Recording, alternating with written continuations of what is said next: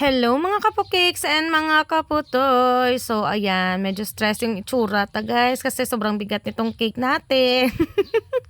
So ayan nga, share ko lang tong cake na to na 2-tiered wedding cake ata to. Hindi ko alam kasi wala naman siyang topper. So ayan, ang ating size ng ating scraper ay 10 inches and nabili ko nga ito sa isang kaibigan natin na baker sa US ata to nang galing kasi marami talaga kaming baker na bumili nito and iba't ibang sizes. Sa worth 1,000 pesos mo ay may magandang scraper ka na talaga na hindi talaga siya nagbingaw-bingaw guys. Walang kurit-kurit yan and sobrang kinis ng outcome ng iyong cake. Compared nga sa plastic na scraper na nabubungi siya guys kung mahulog or kung mahugasan mo siya ng bongga ay nasungi talaga siya. And syempre masusungi din, hindi kikinis sa cake mo day. So, ito nga, ang gamit ko dyan ay edible luster dust na silver and gin. Yung minix ko para maging liquefied. Basta ayan, tignan nyo, na-stress pa ko dyan kasi bumabara talaga siya, day. Hindi siya talaga mag-spray ba ng bunggang-bungga. So ayan, na solusyonan ko naman, day, after. So ayan, na nag-spray na dyan ako at sobrang seryoso na may itsura mo, day. Oh, grabe, bika-bika.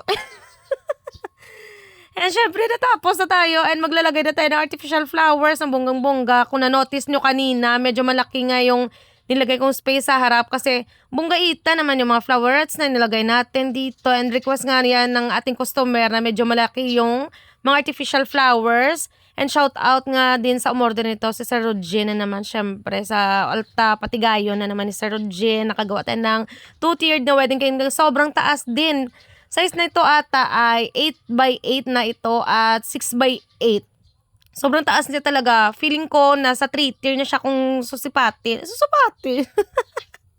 So ayan, sinipat-sipat ko muna yung cake ko kung bet na ba o okay na or may ano pa ako dyan. O ito na ang ating final look Ano pa kita paglalaban ko man? Kay dami naman yung outcome niya.